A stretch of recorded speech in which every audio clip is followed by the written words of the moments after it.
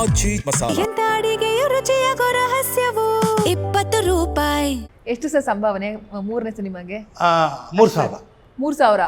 300 ರೂಪಾಯಿಂದ ಮೂರನೇ ಸಿನಿಮಾಗೆ 3,000 ಜಂಪ್ ಹೊಡೆದ್ರಿ. 300 ಇದು ಅದು First ಕಾಡು ಚೋಮನ ದುಡಿಗೆ 1,000 ರೂಪಾಯಿ. ಸೂಪರ್. ಇದಕ್ಕೆ 3,000 ರೂಪಾಯಿ. 3,000 ಹೆಂಗಾಯ್ತು ಸರ್ ಆಗ? ಮನೇಲಿ ಹೆಂಗಿತ್ತು ಸಂಭ್ರಮ?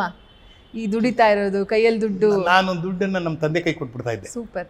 ನಮ್ಮ ತಂದೆ ಅಕೌಂಟಲ್ಲಿ ಇಟ್ಕೊಂಡ್ಬಿಡೋರು. ಅಂದರೆ ಅವರು ಅಕೌಂಟ್ ಓಪನ್ ಮಾಡಿ ಅಲ್ಲಿ, ಯಾಕೆಂದರೆ ಅವತ್ತು ಆ ದುಡ್ಡುಗಳು ಮತ್ತೆ ಖರ್ಚಾದ್ರೆ ಬರ್ತಾ ಇರಲಿಲ್ಲ, ತುಂಬ ಕಷ್ಟ, ಚಿಕ್ಕ ಹಣನೇ.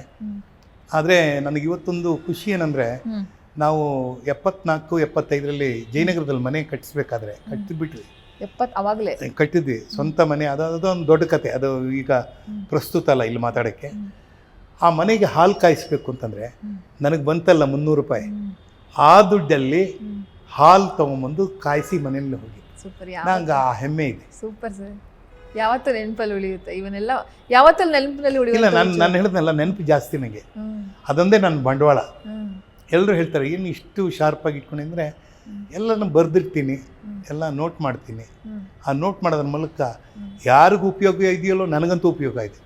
ಯಾರಾದ್ರು ಟಕ್ ಅಂತ ಇರೋದು ಕೇಳಿದ್ರೆ, ಹೈವದ್ನ ಯಾವತ್ತ ನಡೀತು ಅಂತಂದರೆ, ಯಾವ ಶೋ ಎಲ್ಲಿ ನಡೀತು ಅಂದರೆ ಹೇಳ್ತೀನಿ ನಾನು. 5th September 1972 2 show. ಅವತ್ತು ರೇಟ್ ಇದ್ದಿದ್ದು 5 ರೂಪಾಯಿ, 3 ರೂಪಾಯಿ, 2 ರೂಪಾಯಿ. ಇದು ಕ್ಲಿಯರ್. ಆ 4 ಶೋ ಮಾಡಿದ್ವಿ, 4 ಶೋ ಹೌಸ್ಫುಲ್, 5 ಮತ್ತು 6 ಇದಿಷ್ಟು ನೆನಪಲ್ಲಿದೆ.